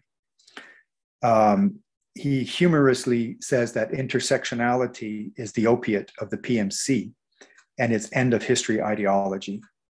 He argues against the notion of cultural appropriation, that the history of world culture belongs to all of humanity and cannot be the exclusive property of any identity group or social class. So in that sense, the history of slavery, the history of genocide is a concern to all of us, not only representatives or self-designated representatives of identity groups. We can think of the recent examples here where a composer at the University of Michigan, Bright Sheng, was investigated for showing his students the 1965 film version of Shakespeare's Othello, in which Laurence Olivier is said to be in blackface. And this person came under attack at the same time as Joel Cohen made Macbeth, which stars Denzel Washington as Macbeth, which received a nomination for Best Actor. So these are obviously opposite cases when it comes to the question of cultural appropriation. Joel Cohen should be commended for his representation, and I'm looking forward to the day that more artists will become reflexive and critical about the wokening that we're experiencing today. There haven't been very many artworks that are incisive on that level. There's no reason why there wouldn't be. Slavoj Žižek, I'll conclude with a quote from Žižek that the culture war is a class war in a displaced mode. And so what this means is, this is a statement that comes from an article he wrote called Postmodernism or Class Struggle, ? Yes, please. In a way, it's not that Žižek refuses to answer the question postmodernism or class struggle, but that his argument is that we can't understand today's culture wars outside of the class struggle. And insofar as our government, our institutions are preventing anything like class mobilization, we find instead that culture wars replace the class war that we should be having. So the class war is caught up in this situation. And insofar as people identify in racial terms, it obscures the capitalist dynamics that are at work. In the post-war period, we were coming out of a Fordist moment of industrial production. And so labor unions were on the ascendant, at least up until the Second World War. Since then, we've moved into, at least in the developed nations, into a post-Fordist economy where knowledge industries, culture industries are replacing a lot of manufacturing. Not all of it, obviously. Manufacturing and industrial production is broader than it has ever been. There are more workers than there have ever been industrial workers in human history. But we also have a growth in symbolic production known as post-Fordism. So in post-Fordism, if you're moving from factory production to academic production, and there's competition in post-Fordist production, just as there is in industrial production, it's possible for people to trade on identity markers. If you can show something to seem outdated, like dead white men, for example, then you can motivate identity markers in this industrial, post-industrial, social factory, as the autonomists refer to it, context. And so the media and academia are busy at work producing a lot of material along social justice lines, partly because those are by and large capitalist, neoliberalized industries and institutions. And that's one of the reasons why the Arnautoff murals have been subject to attack, where it's clear what their value is, it's clear the meaning of these works. They're not a threat to students. In fact, they teach students a great deal and help them understand not only the American Revolution, not only the Popular Front against fascism, but they're also an opportunity at this moment, because they're under attack, for young people to understand what's happening in the world of ideas, in the world of philosophy, in terms of the shift from a global, from an international bourgeois era to a global petty bourgeois era in class terms, to understand the shift from Fordism to post-Fordism, and how post-Fordism heightens culture conflicts because it doesn't address class conflicts. And I would think that since most of the students at the George Washington High School come from working class backgrounds, they would want to know these things as they prepare for work and as they prepare for further studies. So that's the whole of my presentation. Steve, if you have some questions for me, I'd be happy to move to a dialogue, or we could end it here and maybe continue the discussion some other time, but I'm happy to take questions. Okay, I think let's follow this up with discussion on this. But I do think it's been an important contribution that we've heard from you, Marc, about the fight over the panels, Arnautoff paintings, murals, and what those mean for the working class today, which I think is a critical question for the students, for the teachers, for education, and for working people here and around the world. Right. So did you have a question? Was that a question? Well, I think, the one of the issues is the attack on public education, because at the same time that these murals are coming under attack and they wanted to spend $800,000 to destroy them, they were attacking the schools. Martin Luther King Junior Middle School faced a budget cut of $300,000. It's mostly Black, Latino, working class students. And so I think that the identity politics is used to divert the real struggle against the attack on public education, privatization of public education, which is going on not just in San Francisco, but nationally and internationally. So what we saw here is that the superintendent and the school board were actually helping the privatizers. And actually the ramifications of this issue has been the rise of a right-wing movement in San Francisco, who have used this identity politics to basically move to the right and support, privatization, to support the attack on public education.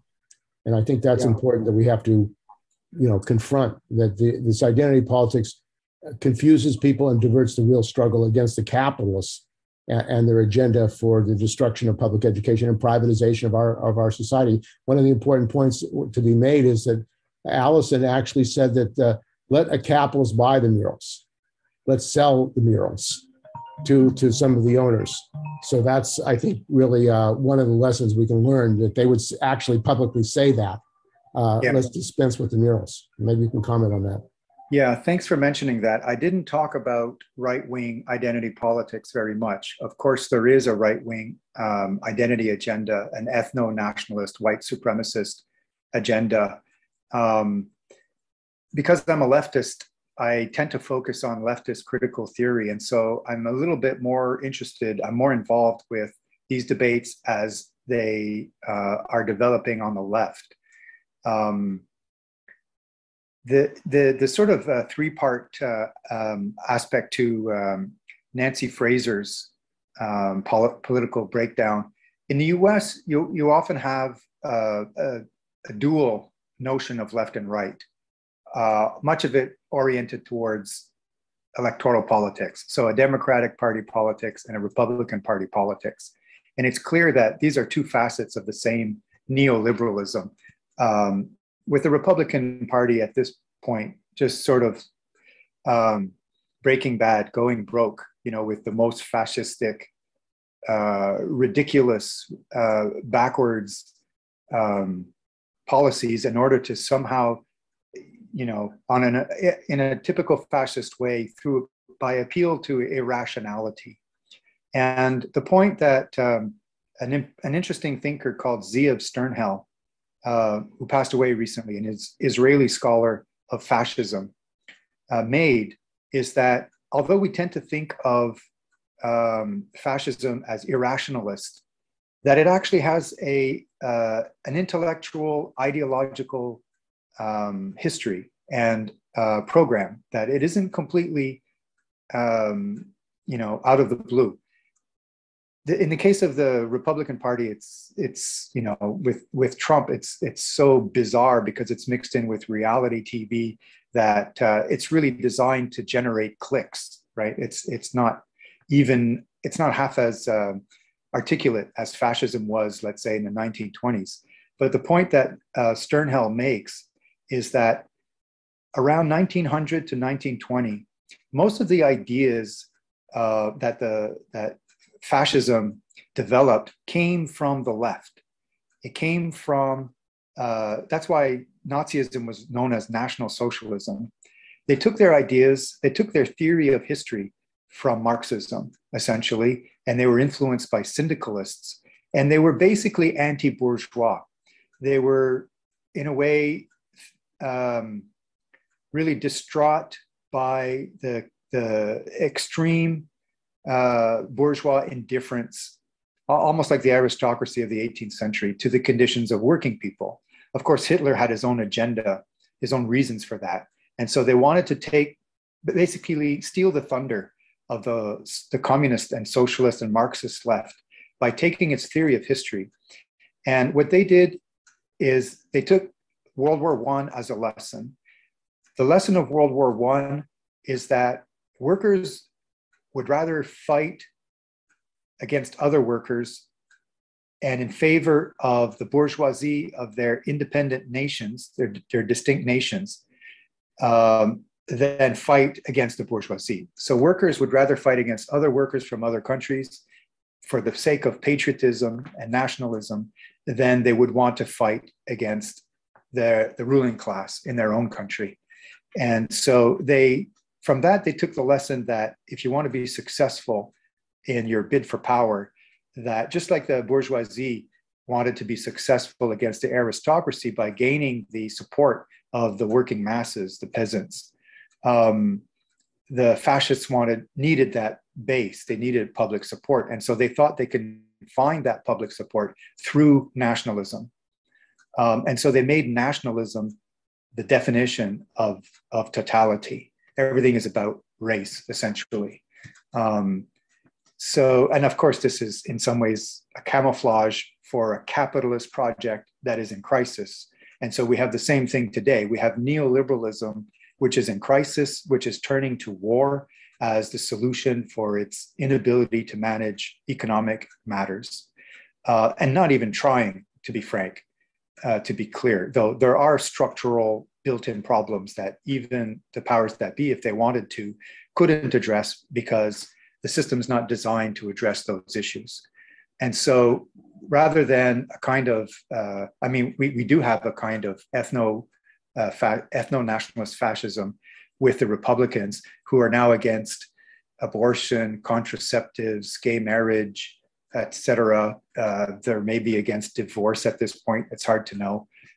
So all of these kind of culture war issues are a right-wing version of something similar on the left. The question is, to what extent is the left committed to identity politics? To what extent is the left committed to these cultural issues as a way to fight against the right? And so the right understands that if it does these insane things on cultural issues, the left will respond in kind. It'll fight white supremacy with anti-racism. It'll fight patriarchy with anti-sexism, et cetera, and so on.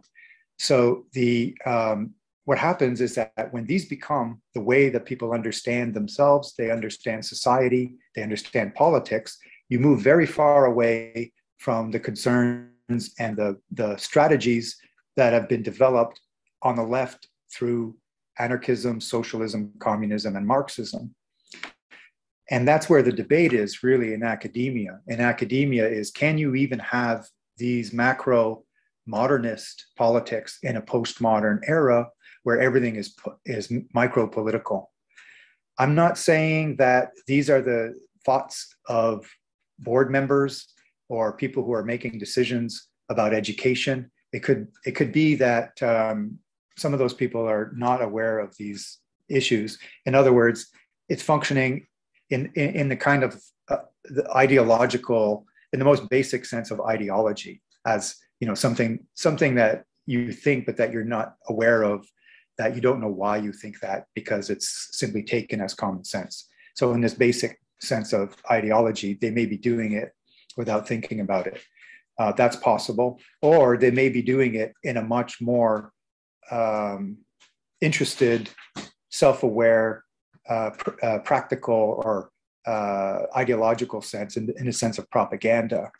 And I would say that that level of propaganda was very well understood when Barack Obama became president. After Barack Obama became president, we had the first Black president, and we had a terrible president at that. So on the one hand, racial justice issues were addressed by Obama, and he remained popular with a lot of people because of that reason. And because of that reason, he could carry on with Bush policies, carry on with conservative or new quote unquote, new Democrat policies, and at the same time, seeming progressive. And that's basically what American politics, neoliberalism, is providing. It's providing notions of social progress on the level of identity, strictly speaking, with no progress made on the level of social class or economic equality. And it's clear that with the two Bernie Sanders campaigns, these questions were foremost in people's minds. And one proof of that is that the exit polls for 2016 indicated that at least 50% of Americans were concerned with economic issues, and only 1% of Americans were concerned with identity issues. In 2020, after the George Floyd protests, the exit polls had a new set of questions. It's clear that the supporters of the Democratic Party were much more in tune with racial justice and identity issues this time around. So the Democratic Party succeeded in increasing the focus on identity in that period. Of course, that was used against Bernie Sanders because he was perceived as an octogenarian white male with socialist, universalist ideas. He even said something to the something that means you don't vote for somebody because of their identity, you vote for them because of their policies. And of course, he was made to take that back. And he did to a certain extent in his second campaign by making sure he had a lot of minority hires on his committee. That's to his credit, but that also plays into the Democratic Party agenda, which is based on the thinker Mark Lila wrote about this in his book, The Once and Future Liberal. He said, if you go to the website of the Republican Party, you have a singular unified message, which is American patriotism. If you go to the website of the Democratic Party, it directs you to about a dozen different subheadings, which are classified according to different identity groups. So the idea is that you would assemble minorities. This is the way to win elections for the Democratic Party into the future, is you have the people who are the solid Democratic base, progressives, and you have minority groups. But we also saw in 2020 that Trump lost votes among white workers, and he increased his votes among all minority groups. So the strategy that the Democrats are using can also be used by Republicans, to the extent that the Republicans, although in most cases would not be appealing to people who are not ethno-nationalist or white supremacist and patriarchal and what have you, nevertheless, for whatever insane reason, identity politics disorients people. It gets them thinking about, it gets them thinking in ways that are not focused on questions of political economy, human rights, universalism, internationalism. So of course that's going to trickle down. It's been the case for the last 50 years. the real question is to what extent have people taken stock of the failures of neoliberalism? I think that's done. I think people understand that neoliberalism and structural adjustment and World Bank and WTO policies are not helping people. I think people understand that. They know that. The identity issues have come in full force as an effort, I would argue, from the point of view of the ruling class, to confuse matters. Now, those who are in academia who have been working in identity politics since the 60s, 70s, and 80s are committed to identity politics. They see this as an appropriation or expropriation of their politics. And so this issue goes all the way down the line and all the way up the line. And so the left needs to build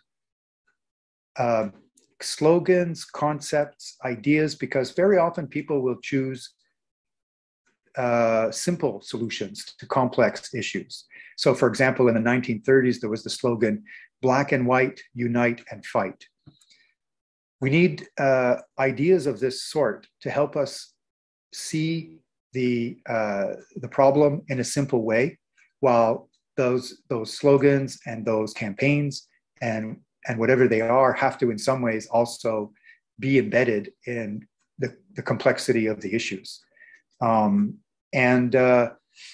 I can say is, like, if you look at academia, you don't see much of this in academia. The people that I'm influenced by who are in the book I'm editing, there's maybe under 20 scholars in the US who are doing this work. Whereas among the postmodernists, you're talking about maybe 20,000 professors who are teaching ideas along postmodern discourse theory lines or simply along status quo lines. So, the odds are stacked against us, but we have truth on our side. And so that's our strongest point. Okay, well, I want to thank you very much for joining us. We've been talking with Marc Léger, and he's a Marxist expert on culture and has been making an analysis of the relationship of the fight to protect the Arnautoff murals in relationship to Marxism and the working class and culture. So thanks for joining us on Workweek, Marc. Thanks to you, Steve. It's been a pleasure. Very good. So maybe what we can do is after we put this up, we can have a follow-up panel with you and some other people on this thing. I'd be happy to do that. I'd be happy to do that. And I want to acknowledge also the Alumni Association. They're to be commended for being really, along with Labor Video, the front line in defending the murals. Okay, well, we'll get them to this, and maybe they can be on the panel as well. That'd be terrific. Very good. Okay, take care. We'll be in touch then. Okay, take care. Okay, bye-bye.